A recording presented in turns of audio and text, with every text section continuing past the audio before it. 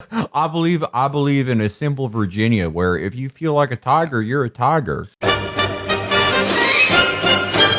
This is Josh Hallway at some kind of national conservatism conference talking about being a man. We'd be surprised that after years of being told that they are the problem, that their manhood is the problem, more and more men are withdrawing into the enclave of idleness and pornography and video games. I found the comment by one young man to a Wall Street Journal reporter particularly evocative and particularly heartbreaking. He said, "I'm sort of waiting for a light to come on so I can figure out what to do next." This is the first time in history that there have been NEETs.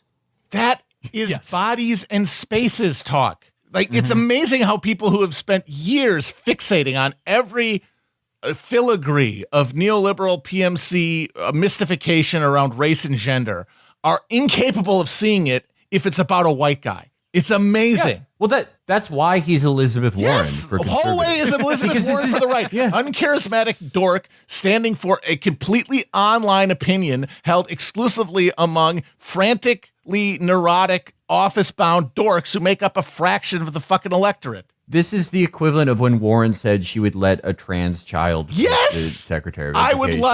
I would let a canceled comedian pick the Secretary of Labor. Yeah. I really hope there are books written about this on the future, why I think what happened last year with the George Floyd protest is so crucially important for understanding this. And one of the most cynical, awful things I've seen in the last decade in American politics is you had real anger about real things, both police brutality, conditions that predominantly black neighborhoods are in. People took that and took like genuine rage and critical mass of people. And we're like, oh, these are new things we can plug into the liberal culture machine. Yeah. These are new things that we can have the consultants say. This is a new thing that we can use to, raise money for Jamie Harrison on his way to losing to Lindsey Graham by 13 fucking points. Right. And then the beauty part is that when you do all that, collect all that money, eat shit, which was always the point, who cares? You're just there to pick up a check. And then maybe your voters are a little pissed off at you. You can have some other guy show up and tell you, it's actually the fault of those activists for doing that activism that made the Democrats have to take all these unpopular positions, when the reality is it was all a cynical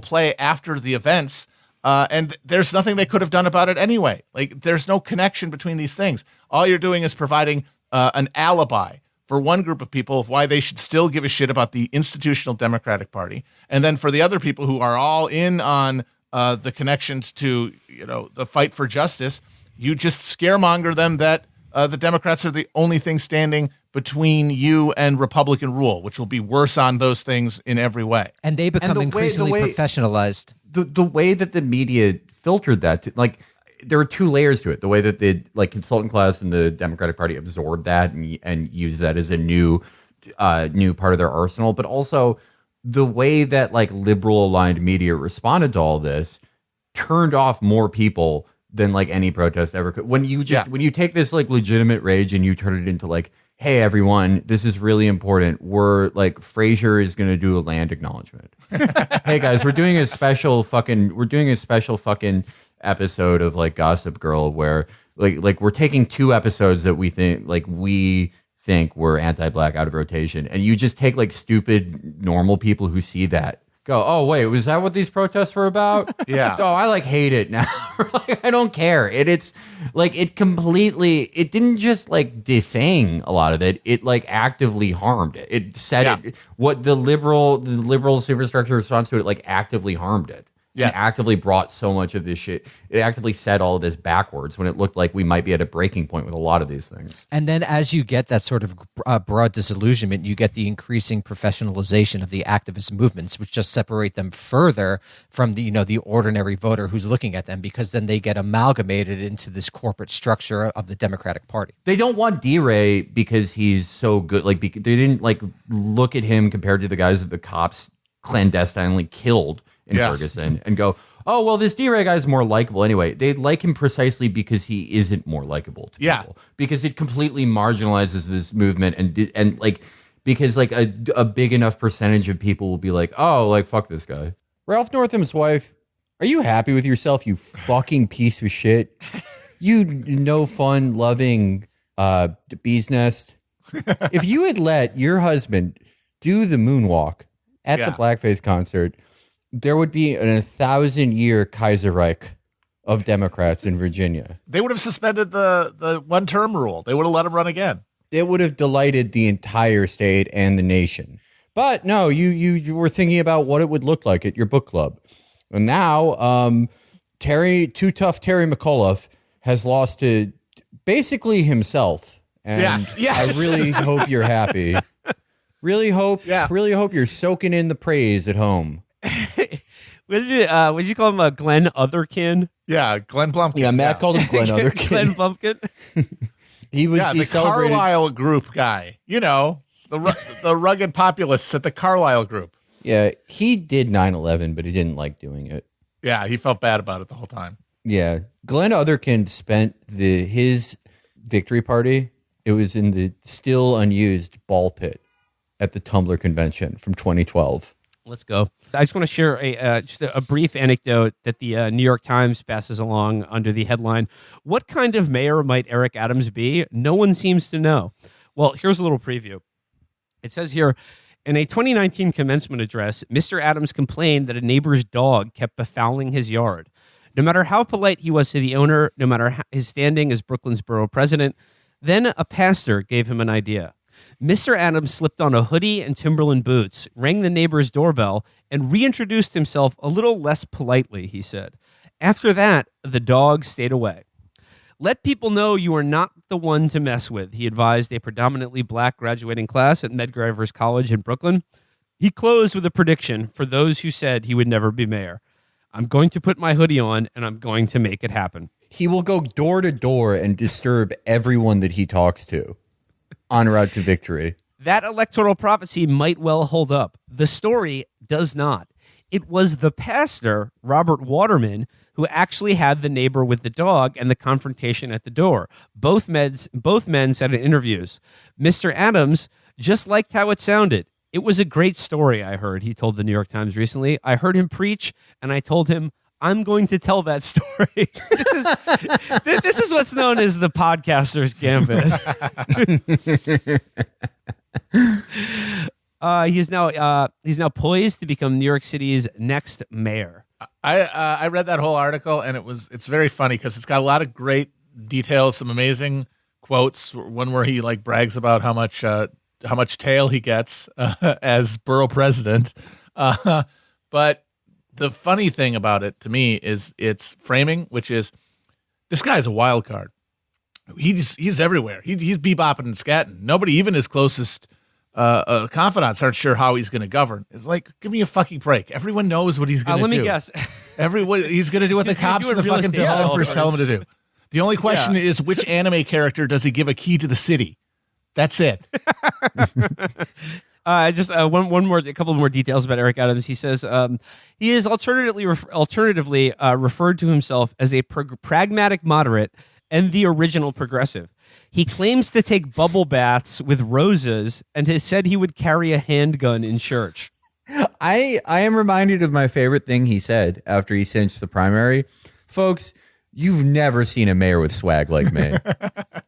And he's correct. It's like true. Yeah, Eric, I have never seen anyone like you. He said that he was going to retire to the Golan Heights and then later said he was going to go to Baku, Azerbaijan. Well, you could summer in Baku or winter.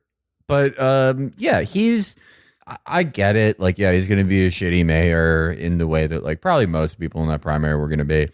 But I really think it's the intangibles that will make these two terms unforgettable. And I think it's going to be stuff like, you know, is he going to keep up the storyline of the son's house, saying that it's his house? Is he going to keep commuting into the city from New Jersey? That would be pretty funny. Is he going to keep parking his car on the sidewalk? Yeah, there was these reporters followed him on election night, and he like drove on a sidewalk to get out of a traffic jam, which is like okay, you might think that's bad, but that is a neuroatypical driving technique.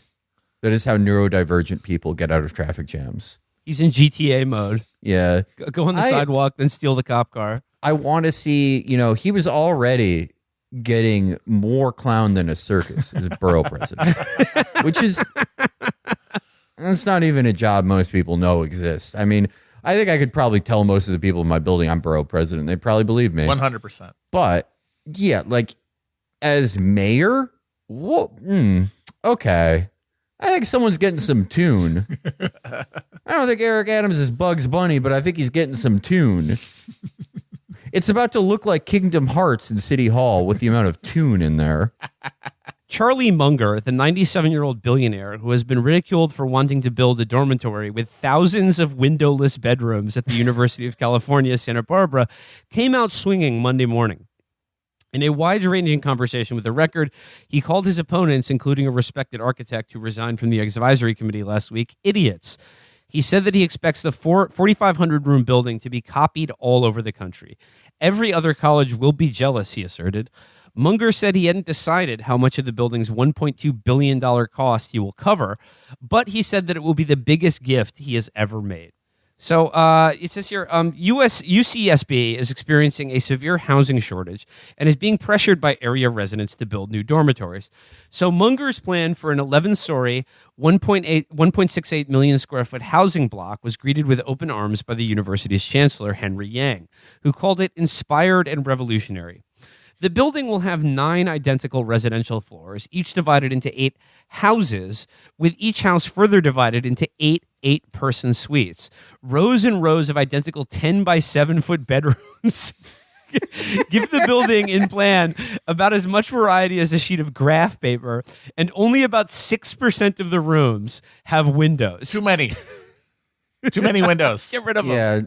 I didn't know we were Think about all building the space Versailles that's being here. wasted. Yeah. You're going to create a class system between the window people and the non-window people. Put a completely sunproof shell around the entire thing. It says, speaking from his home in Los Angeles Hancock Park, which he designed himself, and which he said has lots of windows, Munger said that he based the dorm's design on the Unité de Habitation in Marseille by Le Corbusier. But Munger said that the building was too narrow to make that space interesting, so the whole thing didn't work worth shit. I've fixed that. We took Corbusier's errors and the errors in university housing and eliminated them one by one. Munger doesn't suffer fools gladly. In his most recent letter to shareholders of Berkshire Hathaway, the company he runs with Warren Buffett, Munger wrote that the worst attributes of bureaucracy should much more often be treated like the cancers they so much resemble. In other words, my way or the highway. So, one of the architects on the design review committee at UCSB resigned after after seeing the plans that they were about to go ahead with for the student housing.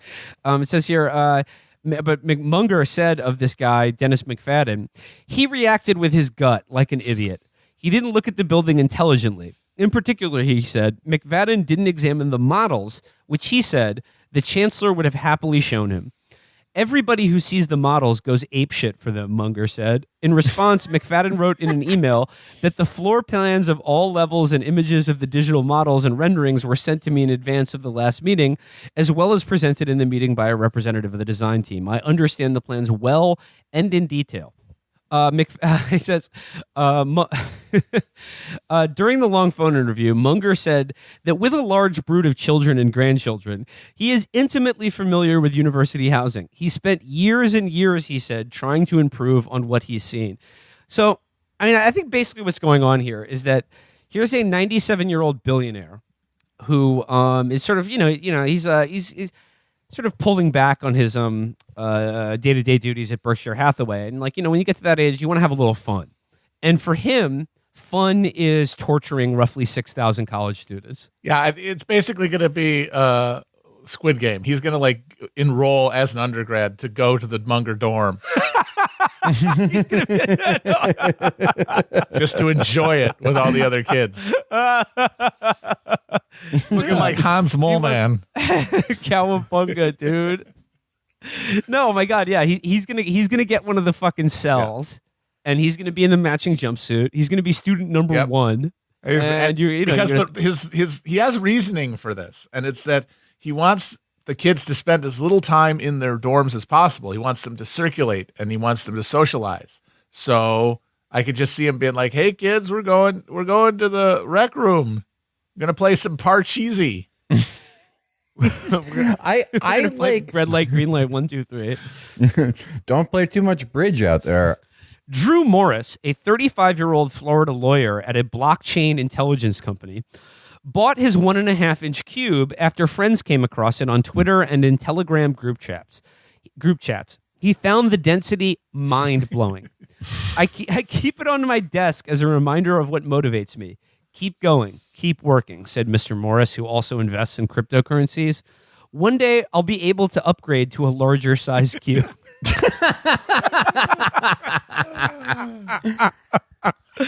Oh man, I feel fucking. I mean, I'd laugh if it wasn't so sad, but I feel pity for all these broke boys out there with small ass cubes on their desks. I'm sitting on a tungsten cube right now. Yeah, women are just like, they're not getting with cubeless men. Nope. Cubists like Mr. Morris got recent inspiration from a niche corner of online life, financial Twitter. FinTwit, as it is called, typically consists of investors, small and large, debating the direction of markets, the prospects for inflation, and recipes for grilled meats. Lately, photos of smoked brisket have given away to pictures of cubes. There's only so much meat you can smoke before you go, what am I doing? This is hollow. It's just this. There's how much can I pay? How much money can I pay for fucking fake Wagyu? And then your mystification is lifted when you realize, oh, I could be caring about cubes. Something that has a real value. That's what happened. Something that's really meaningful. That's what happened. Someone was like, your life is totally hollow. And then one of these guys was like, what's the opposite of hollow? Density. What's the densest thing I could buy? You say that. There's a really good quote about that later in the piece. It says, hold on a sec. Nick Carter, founding partner at the blockchain-focused venture capital firm Castle Island Ventures, describes himself in his Twitter bio as the original Tung pillar. I'm density pilled. I'm based in density pilled. He said that the physical heft of the cubes contrasts with the intangible nature of crypto markets. We're just deprived of physical totems of our affection, so tungsten fills that hole in our hearts, he said. Okay. I just like to back up a second. He says, we're deprived of physical totems of our affection. Previously, that would have been described as spouses, partners, or children. But even if you're just talking about like guys who are on their hustle and like focused on their money, like these guys' money is in a digital wallet somewhere. You can't put that on Instagram, but you can put a dope ass cube out there to show them how like, see this cube? This symbolizes a bunch of Shiba Inu coins. I love this. So tungsten fills that hole in our hearts. The fucking cube hole. It's not. It's square. It is a square hole. All right, Chris, play the Carlos Watson Ozzy video. This just dropped. People have questions about the future. We're back, but we're different. Hashtag Ozzy, hashtag Ozzy Media, hashtag moving forward. Let's see what he has to say. Hey, Ozzy's coming back, but one of the things I've been saying to the team is I don't think that we can just be the same that we've been before. I don't think we can just return to normal. I think that given everything that happened, somehow we have to turn this into an opportunity to reimagine what can be new and what can be valuable, what can be good. And I hope that we will come back, with a generosity of spirit that's all about elevating conversations and elevating a community and actually building an even stronger community. Maybe now's an opportunity to really, put our arms around each other and bring that alive. I hope that we actually become a really strong and creative community. Like, I'd be very proud if that's what Ozzy becomes. Not just a media company, but a community, an activated community, a bold community, a global community, a colorful community of people who believe that something better is possible and that we all deserve something better and that we can be a part of that. And whether it's entertaining, whether it's informational, whether it's a gathering, that's what Ozzy will all be about. And I would love it if there's an opportunity years from now for people to talk about Ozzy's second chance and what Ozzy did with that second chance. So stay tuned. Don't go anywhere. If you have ideas about what you think we should do in order to truly be valuable to people, let us know. We're going to try hard. I'd just like to notice here that the last 15 seconds of this video is just dead just air. a blank screen. It's just a black screen. Well, okay, maybe that's to give you time to think about ideas for what Ozzy should do. So whether it's information, whether it's entertainment, whether it's a gathering. It's very reassuring when your visionary CEO ends his big pitch on a reboot with, "You guys got anything?" I got communities and conversations. That's it. If anybody's got anything more specific, I'm all ears. Well, that's like everyone forgets the line after "This is a day that will live in infamy." And, if anyone has any ideas of, what that means, both for us as a community and militarily, let me know. We're trying to have new conversations here.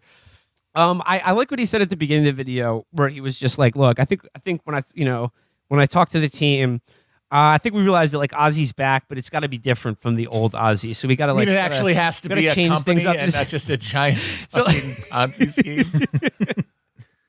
Yeah, where guys use fake voices to scam investment banks into giving them money. Yeah, we're gonna need a new strategy now that defrauding investors is out. So conversations, cubes, cubes. Anyone? So don't know where to begin with this episode. I'm just gonna say it's time for a Chapo call out, and that is for years, for months and years now. Felix has been promoting the work of Barney, and after his performance at Astro World this weekend, I think it's finally time that we recognize that the dark satanic energies that Barney is bringing at his concerts, literal human sacrifice. Are you willing to repent for your promotion of Barney? You're so full of shit. It's like insane how full of shit you are. Like literally, like first of all, okay, for a fucking Elmo fan to accuse somebody of this. Like a fucking Elmo fan? Are you joking? Like one of the most narcissistic performers on earth. One of the most cynical fucking performers on earth, Elmo. And you're going to tell me Barney's satanic. Yes, Barney uses out there imagery. He's been experimenting since the 80s. But like Barney was the first major performer to push for like security to have Narcan at his shows. And you're really going to like accuse, this isn't his fault, dude. Like, Felix. When Barney was on stage with Drake singing rhythmically in a certain high fear frequency, 1, 2, buckle my shoe, 1, 2, buckle my shoe, with a giant eye of Horus rotating behind them, and then literally people being sacrificed in the audience. You're willing to defend this? Okay, first of all, you're going to just turn your eyes away from this evil. First of all, the fact that they were doing 1, 2, buckle my shoe, you like know so little about music. Like you're such a fucking like pitchfork dick writer. You don't know that Barney's friend who overdosed wrote that song, and that's why he's doing it. It's not a Barney song. It's like Barney does that every November because that's when his friend died. Yeah, but like a lot of other people died too at his concert. I mean, like, I don't want to like get conspiratorial, but like Barney is one of the only celebrities who like openly talks about Palestine. I don't want to like go crazy here, but crazier shit's happened, right? That's what we say. I just like, we're talking about a guy who like before this concert, while everyone was fucking praising Big Bird, Big Bird doing what he does, making a big show of things, being a fucking diva. Oh, get the vaccine. I'll take like 1 hour out of my trailer to like do a thing. Barney put on like a beanie and like sunglasses and was just going door to door with like doctors, like people from Médecins Sans Frontières, who he's friends with, vaccinating people in low income neighborhoods in Los Angeles. So yeah, I mean, it's like you want Barney to be the villain so fucking bad because you think it's like contrarian, you think it's like edgy, but you don't realize that Barney has been the villain for like 30 years People have always been accusing Barney of shit. It's always been rumors. It's always been bullshit. It's always been hearsay. But the fact is, your favorite, like, I don't care who you're a fan of. Everyone from our friends, Every Time I Die, to like, let's say, Drake. They all grew up rocking with Barney, buying those tapes, rewinding them. Fucking memorable concerts like Barney Live at Radio City Music Hall. That's where all modern music came from. He changed the game. How about another Barney Live concert? You don't think it's a bit odd? It doesn't make your third eye tingle a little bit when Barney and Baby Bop did a concert at the Large Hadron Collider where they sent children through the energy vortex? First of all, no children were harmed. And if they were, they got a copy of equivalent children from a parallel reality. They didn't even notice. Like, it was fine. There has been an epidemic of changelings since the Barney Large Hadron Collider concert. It's estimated that 1 in 10 American children are changelings from a different dimension now, and you think this is okay. You're okay with that. And you're attacking Big Bird? You're attacking Big Bird and Elmo? Okay. Big Bird, are you... Okay, if we're going to talk about, like, who did what morally compromised concert, we're not going to talk about how, like, Big Bird, you remember when Big Bird owed all that money on taxes? Mm-hmm. Mm-hmm. You know how he, like, paid that bill? He didn't not just one concert, but 5 concerts for Adnan Khashoggi. Yeah, okay. Yeah, a fan of Big Bird's going to, like, tell me who's morally compromised here in this universe, sure. To be fair to Felix, Big Bird did play Sun City in 1985. A lot of people did. I mean, he played it to spread the message of he was supporting the ANC by going there. It is so revisionist. It's revisionist. Like Big Bird was one of the producers on that Jack Abramoff apartheid movie, Red Scorpion. Okay. Yeah. Okay. And then when Barney, remember when Barney played San Francisco and someone in the audience had a sign that said SF loves Barney and Barney stopped the concert to condemn Sinn Féin? Okay. So that was when Barney was doing his character, the Thin Purple Duke. The Let's Go Brandon thing reminds me so much of like Dotard, of like all those shitty like resistance jokes. Drumpf. It's Drumpf all over again, baby. Yeah, we're all playing in the same dirty puddle. What I love about Let's Go Brandon, and actually, can we just say it real quick? Let's go, Brandon. Let's go, Brandon. I don't even know what it means. I just like cheering for people named Brandon. They're good people. They're simple people. I'm going to change it to Let's Go Brendan. Ooh. We love Brendan. We love blowback, don't we? Let's fuck Brendan. Yeah. Let's fuck Brendan. By the way, I'm on the West Coast right now. I took 2 planes out here. Neither pilot said Let's Go Brandon. Neither one. I was very disappointed. But what I like about it is a lot of people said, like, and correctly so, that, like, a lot of what is currently considered polite society had no problem saying fuck Donald Trump while he was president. Yeah. So like they're right. There's a little bit of hypocrisy in people, pretending that this is some new fucking some new plateau of fucking fascism and vulgarity in America.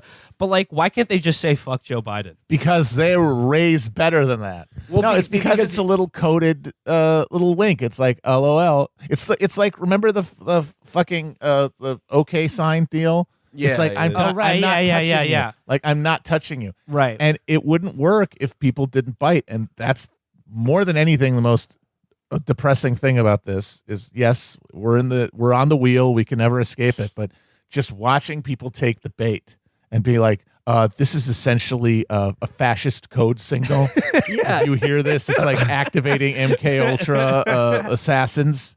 When people said that the Southwest pilot, it was like he pledged allegiance to ISIS. It's like, Jesus fucking Christ. You are we need to bring back like thalidomide. I don't know what. We need something for everyone. Everyone needs it because it's like the libs, like, they're so January 6th pilled that, like, yeah, you hear like Let's Go Brandon or any of this fucking lame shit that you as a sort of normal person see, and you're like, who the fuck would be afraid? Like, who gives a shit? Like, whatever. And they're like, oh, would you be laughing if he beheaded a woman? But then on the other side, it's like you see the lib bullshit where it's like, oh, like, yeah, Kathy Griffin's gonna like kill Donald Trump with a katana and some bullshit photo shoot, and people are People are like leaving work to try to drive to DC to protect the president and Barron. I remember when the Kathy Griffin thing happened, people argued that Barron might see it and think his dad had been murdered. Yeah, I mean, like, back to the drawing board with that kid, if that's what he thinks. The basics. What is the University of Austin? The University of Austin is a liberal arts university committed to freedom of inquiry, freedom of conscience, and civil discourse. To maintain these principles, the university is fiercely independent, financially, intellectually, and politically. I don't know, man. It seems like a bunch of boring neoliberals. Like guys who say that there can't be any, you can't tax rich people because you'll get rid of incentive, and also you do have to tax poor people because someone's got to give money to Israel. Someone's got to have skin in the game. They got to have skin in the game. Okay, you say that, but they have former presidents of both Harvard and U Chicago. That's skin in the game, baby. Yeah. Why is your acronym UATX? U is for university. ATX is a popular configuration for Austin, Texas. Ooh. U equals university. Rail equals rail. What do you stand for? She is so fucking vacant. Just an empty cave. Fucking, what do you stand for? In a word, truth. In a few more words, the fearless pursuit of truth. But perhaps you'd like a slightly longer answer. Not really. That's not. UATX is committed to freedom of inquiry as the precondition for the pursuit of truth. This is just restate. This is like padding out an essay. Yeah. This is teaching kids how to fucking stretch a word count. Webster's defines truth. Others have abandoned this core mission of the university. It is the very foundation of our school and the reason we believe the most curious, innovative scholars and students will want to join us. Do you have a physical location? Yes. Our headquarters are located in Central Austin, 2112 Rio Grande Street, Austin, Texas. We are in the process of securing land for in the Austin area for a campus.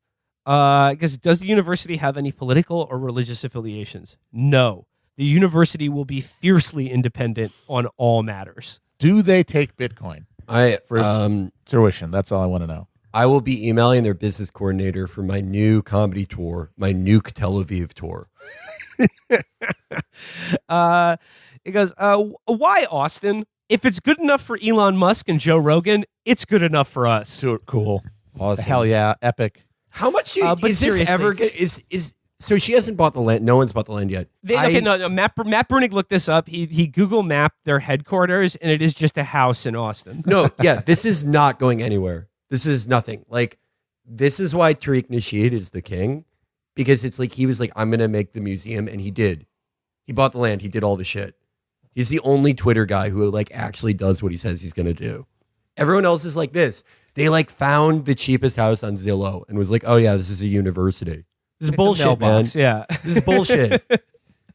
No, he says, why Austin? He goes, yeah, good enough for Elon Musk and Joe Rogan, but seriously.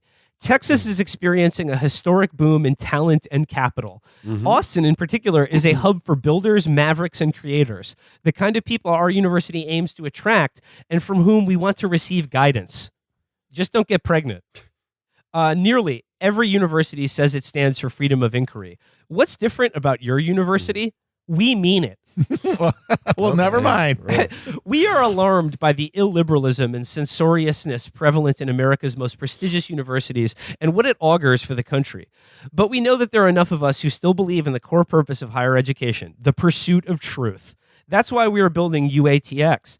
At each stage of the construction of our university, I mean, not actually being constructed physically, from hiring staff to building the curriculum to admitting each student and faculty, we shall ask ourselves, are we serving the pursuit of knowledge? If the answer is no, then it will not have a place at our university. Okay, next thing, accreditation. Are you accredited? UATX is seeking accreditation as a private post-secondary educational institution from the Texas Higher Education Board and initial accreditation through the Higher Learning Commission, an accreditor recognized by the United States Department of Education and the Council for Higher Education Accreditation is an assigned regional accrediting organization. Doesn't it take some universities a decade to receive accreditation? Our conversations with our accredited partners lead us to believe that we'll have a much shorter time frame than that. This is like Theranos for education. God. They're like, it will work eventually. We have been assured that we will be accredited in half the time that it takes a traditional non-knowledge based university to achieve. Because of their pursuit of truth. That's going to make things go much faster because they mean it. I mean, well, yeah. I mean, when Joe Rogan is declared dean of partying down, Everything sucks so much dick. Like, William F. Buckley would not have been like, yo, watch this space. Like, what the fuck is this? This is nothing. You're an asshole. This is Why like, are you this is like when a guy who had like one big song 2 years ago is like, yo, I'm selling NFTs. Felix, your thoughts on Eternals? All right. This is, I was inspired to write this after viewing the movie. Hold up. Is this the Eternals or the Ring?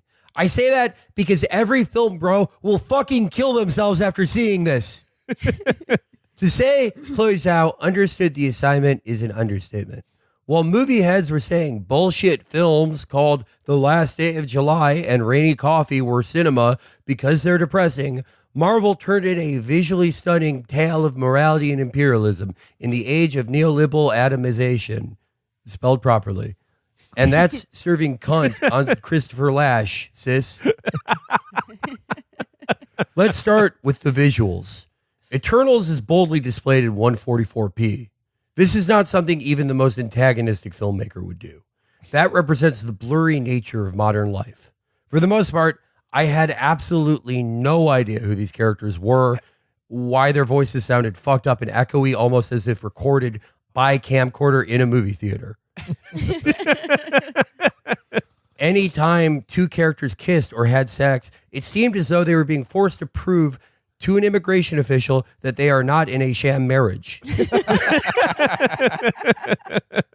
There are breathtakingly unfunny lines sprinkled weirdly throughout into dramatic moments that you still don't really give a shit about.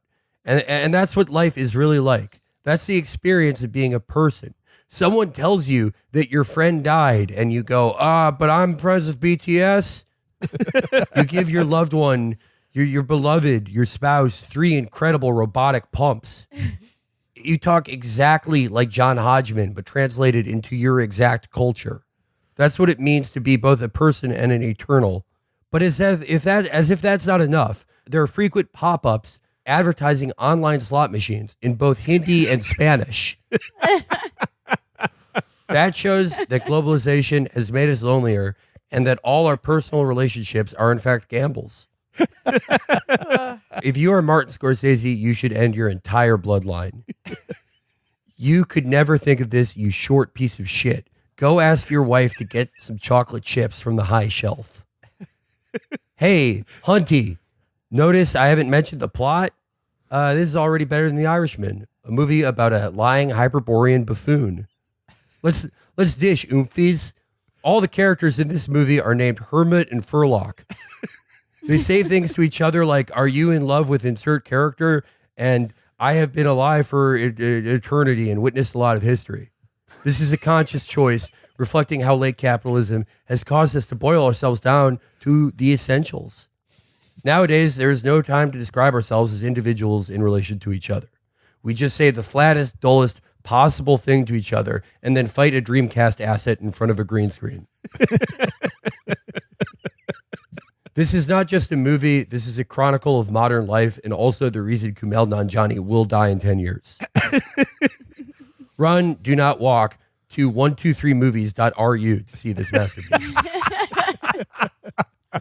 No, then they go to Kingo. Then they go to Kingo, who is a Bollywood star, and they show this insanely stiff dancing scene It's where really stiff. Nanjiani is doing a dolly maneuver. He looks like he's wearing a bulletproof vest.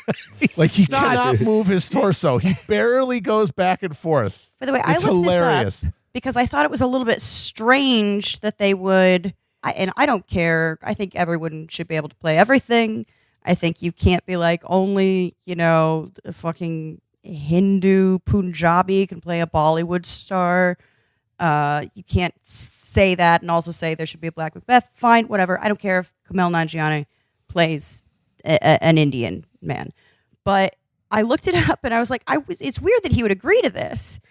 And he said he got tricked into it because it was originally written in as his first scene was a fight scene. And then 4 months later, after he had basically apparently signed all the papers, Chloe Zhao was like, I lied.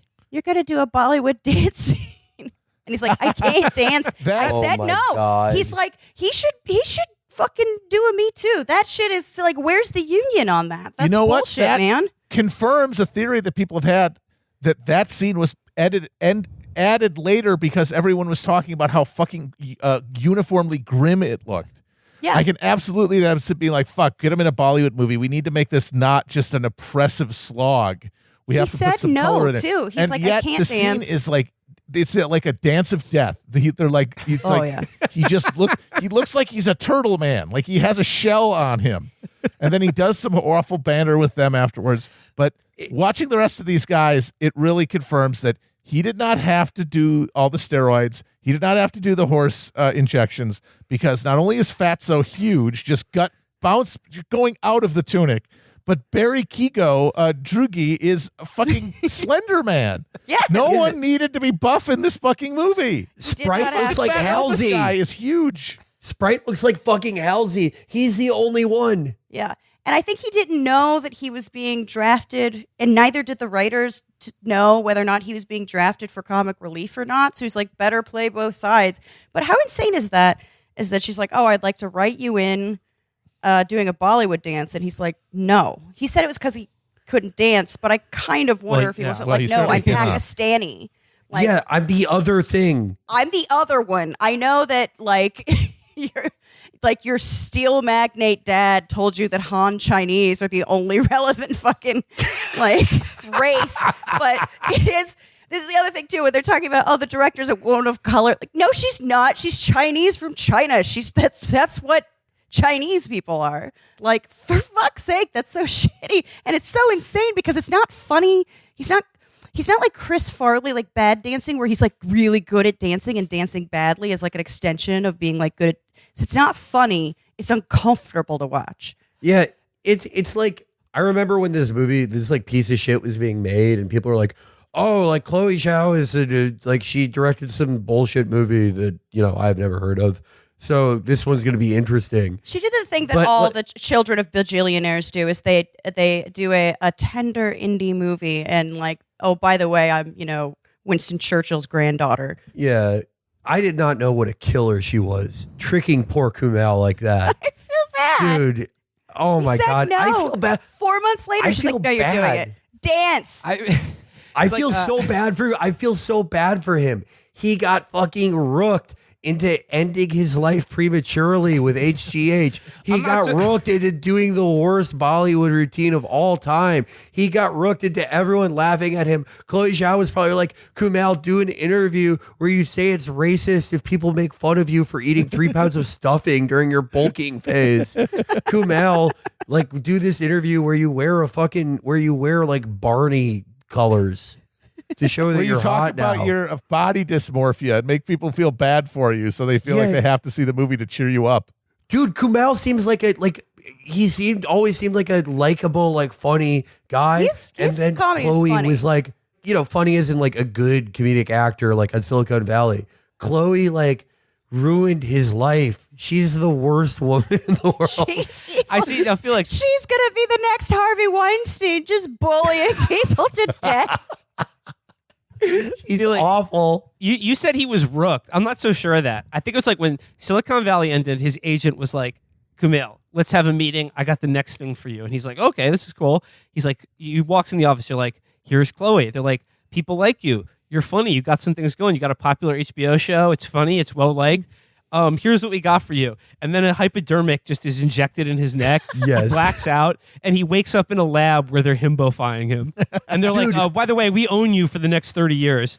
Chloe is your boss now. If you live that long. 10 years ago, do you know what Kumail was doing? Him and his wife were doing like, he was like the good Chris Hardwick. He was like, oh, me and my wife are doing a fucking D&D show. Me and my wife are doing a show where we review iHome products. Like, And look at the monster Chloe Zhao tricked him into becoming. I hate her. She's so fucking evil. She is. She replaced his blood with synthol and fucking. It's horrifying. He goes into his agent's office to to meet Chloe, and he goes out to shake her hand, and then she just has a Gom Jabbar at his neck. he's like, if you don't become Kingo, you die. I don't know what's going on. Many men have tried to be Kingo. They tried and died. Kingo is the result of a 1,000-generation breeding program. I have little funny parts on Portlandia. I have a joke about heroin. It's really good. Please don't hurt me. And they're like, you're Indian now. You're fucking Indian.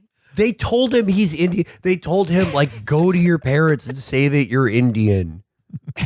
Wow, damn, Chloe, you are a killer. Killer Chloe. Fuck. We did just watch the Pete Buttigieg documentary on Amazon, Mayor Pete.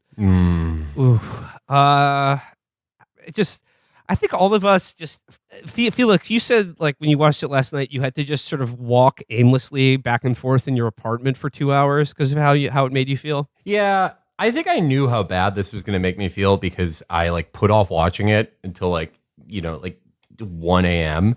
and I was right because I felt like I swallowed like a charcoal briquette. I was just, it felt so fucking bad.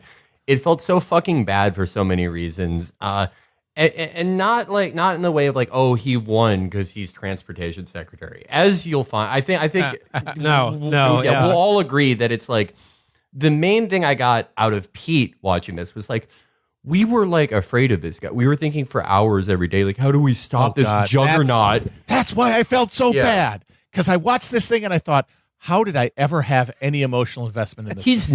What was wrong with me that I had feelings of any kind for this fucking guy, that he occupied a fucking fragment of my mind at any given moment. It's just fuck. Deep indictment of you me. even I know. Me taking huge L watching this. You even see it in the documentary that as it goes on, the Pete's eunuchs that work for him, they slowly realize that the guy who they've been gassing up this entire time, this guy that they say is going to change politics, all he is the first paragraph on every Wikipedia article. That's all he is. He's nothing. He's got shit. He's got fucking nothing. No juice. Nothing. He's juiceless. I wrote it down in my. I took 5 pages of notes and I said, he is the most swagless man in the world. Evan Bayh sold the remaining swag in Indiana in 1998. He has less juice. There are people in fucking Dusseldorf who have way more swag than Pete Buttigieg. He's got shit. He's got nothing. He's ass. Fuck. You're so right about Indiana too, man. Look at look at fucking Mike Pence. He's literally without moisture. He's got no juice. They're out of it. They have no juice. They have no sauce. Freddie Gibbs took the last juice that was in. It was there. It was in Gary because Evan Bayh wasn't even thinking about Gary when he sold the last swag. There was an ounce of swag in Gary, and Gibbs was okay, I'm gonna take this and I'm gonna leave. Bye. Yeah. I'm never coming back. They experienced swag brain drain. Evan Bayh, it was when Chicago sold our parking meters. Evan Bayh was no, we're selling our swag to Morgan Stanley, but we're gonna rent it back. And we're actually gonna have more swag. And the result is this fucking imbecile who can say hello, how are you in 8 languages and claims he's a polyglot. He's an idiot. He can ask for the bathroom on 4 continents. To me, the most harrowing part of this movie was watching Chasen realize that. Oh God, yeah. That left me with the really sickest feeling was the parts with because he's locked in there with him. We get to go home. Remember we did that New York Times article about how Chasen is adjusting to life, or rather not adjusting to life in Washington D.C. Just add this in the free Chasen file because holy shit. I mean, against my better judgment, I really feel bad for this guy. I feel really bad I have for him after full sympathy for Chasen. I mean, he's corny. Yeah, he is corny. He's a herb. I probably wouldn't want to hang out with him, but he seems genuinely a decent person. He seems like a sweet, lame guy. He seems like what Chasen should be. Chasen should be the type of guy he should be married to is one of the men who lives in Stars Hollow and Gilmore Girls. Absolutely. He should be married to Taylor Dosey's secret husband. Yeah. Or Kirk. Yes. Actually, I think he'd be happier with Kirk. He would be like, Kirk, I like think your body is sexy. Like, I like how you're unique. Like, because he's a sweet man. He's like a sweet little. It's like the only way to hate him is if you just are totally internet poisoned, and anyone wholesome or like cringy or chuggy is worse than being a Nazi. You know, he's a fine guy, and he does not deserve this. No. He's I would say he's the most kidnapped man alive. I got a big like sort of Johnny Gosh vibes from their whole relationship. Oh, the Queen is dead too, though. Oh yeah, right. Oh yeah, I forgot about that. Yeah. So she is 1,000% dead right now, and Gotta be. They're going to roll out the death announcement in February. But like there was a news article yesterday that the Queen will not be seen until February, and she's quote entered a new phase. That's one way to put it. Yeah. Anyone seen the end of Aliens? You know what we're talking about. It is interesting, like what they're waiting, what specifically they're waiting for. Is it some sort of like ritual deal where like they have to like eat her during a solstice or something? She can't just die randomly. It has to be like planned. I don't know, but it does seem weird that they're not just like, yeah, she's dead. Maybe the plan is like for like. That's what they're going to use for Boris to pull it out. Like, Boris is going to make a big speech about how much he loves the Queen. And he's like, oh, yeah, fuckway. But like, when the cards are really down, Boris will give a speech. Make the best speech ever. Boris will give a speech about the many opportunities he's had to share with Queen Elizabeth II, and that her minge is absolutely top-notch. But yeah, the Queen, I just think it's like, I don't think England could take the death of their monarch right now. I just think it's they're teetering on the brink here, and when that's true, they're fighting each other at the petrol stations. They need to at least like get some like emergency fish sticks airdropped in there or something. They need to get their H&P sauce reservoirs strategically refilled before they can handle the death of the Queen. Once the Germanic pretender leaves, then they can finally give up this illusion of being a Christian country and go back to pre-Christian paganism. I mean, it's what they want. I mean, yeah. The way that they all weirdly yearn for the fucking Blitz and having to eat turnips in a fucking bunker. They really want to be sacrificed in front of a fucking standing stone. That's their actual desire. Do you remember Captain Tom? Who's that? Captain Tom was this like poor old man. He was like an RAF captain during the war. And it was like, he was like, I'm going to do laps around my yard to raise money for the NHS. And like, they basically made him a celebrity so they could like cheer for when he died. It was one of the more perverse things I've ever seen the English do, which is saying a lot. But like, it was clear from the moment that they sort of made him famous, first from articles in the Daily Mail that were like, look at this legendary geezer, that it was just a wind up. Like, oh, aren't you going to be sad when this old man that we're doing laps for the like one good thing about our country that we're destroying? Like, aren't you going to be sad then? And that is something that like a pre-Christian tribe would do. They'd be like, this is the oldest man in our village, and we're going to have him walk around a rock forever as penance for what we did during our gathering period. Love Boris, love Brexit, love a brown meal, love to have my throat slit over a runestone. Simple as. Okay, so the torturing relatives on Thanksgiving, check that off the list. Okay, here's an important question. What's one Thanksgiving side dish that you need, and what's one that you keep? I'd understand. I wish this phrase made more sense to me, because I get it. You're telling somebody keep it, but to me, I hear it, and they both sound like you like the thing. You got to remember, like, who's offering you it, though. So, like, let's say I'm offering you the cranberry sauce. Do you go, oh, I need that? Or you're like, keep it. Keep the cranberry sauce. But that's just it. There's nobody offering it to you. It's just like a concept. Like, here are side dishes. There is no offerer. So who's to keep it? It's just keep it on the table, because I'm not putting it on my plate. I need it on my plate, or I'm keeping it in the refrigerator or the garbage where it belongs. Well, the answer is green beans, and also, honestly, anything with yams and marshmallows. Get them both out of here. You don't like the green bean casserole, Matt? Mm-mm. No, thank you. Yeah, that is Catherine's favorite Thanksgiving side dish. That's sicko shit, honestly. Yeah, I don't see how you couldn't like the one that just like soupy bread. I'm making stuffing right now. Yeah, that's the No, stuffing rules. Get out of here. That's one. I will. That's the I will best not. one. I will not brook any anti revisionist stuffing thought.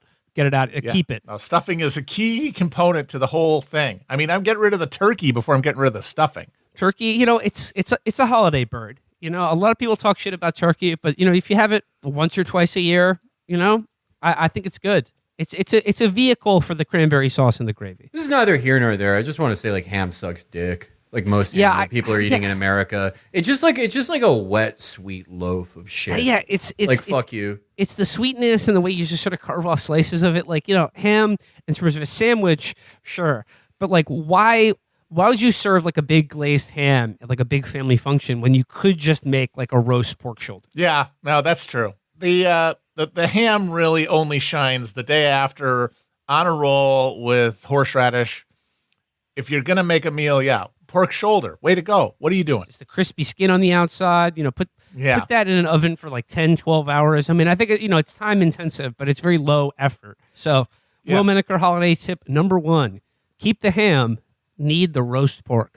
Did you guys see the thing where the Women's March sent out an email apologizing for like another email where they were like, our average monthly donation this month was $14.92. And then they were like, oh shit, we're sending this out Thanksgiving week, $14.92. What's that? It's when Columbus turned the oceans red with the blood of indigenous peoples. And, they were like, this was insensitive of us. This was, an oversight. We should have realized that, that's not a good number. 14.92 is not a good number. It's one of the bad numbers. Can you imagine if it had been $14.88?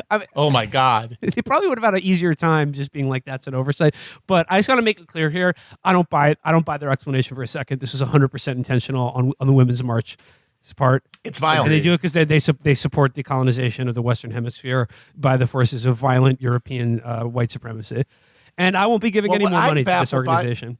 Why are you giving money to the Women's March? They only had the one. They got to keep marching, Matt. But they haven't. There's been no more marches. Yeah. There have been 0 marches since the first one. What are they doing? What are they doing with the money? Just putting into sensible sneakers, water along the walking routes or the marching routes. Got to keep people activated. You can't just go home after an election. They're just assuming that Trump's going to win again and that they're going to do another one after he gets inaugurated. And you know what? They probably will. And some of the same people will show up. And none of them will reflect on the fact that they did that already and it didn't do anything. They should, if Biden runs again and wins, which, honestly, I think he's got it in him. There should be a men's march, but not like the women's march. Like, I'll be honest, when the first women's march was happening, I really didn't kind of know what the deal was. I'm going to be honest. Like, it was just like, it's not like March for Our Lives or any of that shit where it's like it was just like, hey, it's woman time. And I even saw some people being like, you can be a Republican and go to the Women's March. And I was like, okay, what's the point? Like, what are we doing here? Like, pick up chicks. Like, walking. Yeah, I guess so. Walking's free though. But I just think, there should be like there should be a men's drive if Biden wins again. How about that? Yes. It's like sort of similar to the Beautiful Boaters, but on land. Yeah. And just, a one man for every car. Getting on the Beltway, it's called the Beltway because it's a loop, so you just drive in circles on the Beltway, sort of honk your horn, maybe play a little Creedence Clearwater or Steve Miller Band, just sort of bump that out of your speakers. And, half of this country is men too. Yeah. Let's not forget that. Let's not forget that this holiday season. I think, honestly, if we just start teasing the men's drive, we will do our job of sheepdogging people to the Democratic Party. Men, they got to drive. Yeah. They got to drive. They got to drive together. Let's get a huge... But they'll never ask for directions. Am I right, ladies? Yes, sir. It says here, the night he killed himself, Mr. Epstein lied to jail officials and said he wanted to phone his mother, who was long dead. He instead called his girlfriend. Jail personnel left him alone in his cell that night, despite an explicit directive that he be assigned a cellmate. I mean, like I read this whole article now, and they just set up bungle after bungle on behalf of the Bureau of Prisons, but like there's no effort in this article to like, I don't know, drill down on any of the people who made these fucking errors. Like, the fact that the most high-profile inmate in federal custody could just tell his jailers, I'd like to call my mom, and have them not be aware that his mom is dead.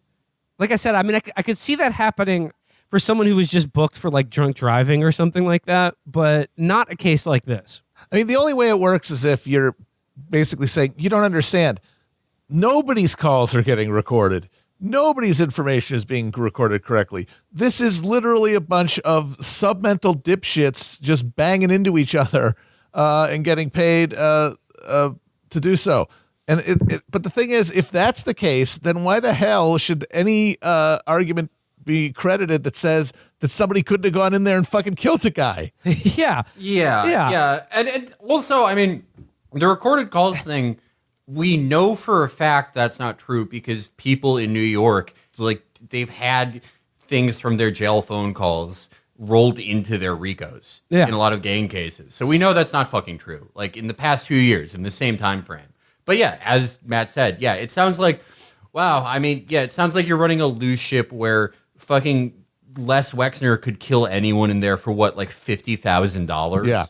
Yeah, you're making an argument that is such a poorly supervised and underfunded thing, which I believe that I can't believe anything you say about who was allowed near the fucking cell, how closely it was supervised.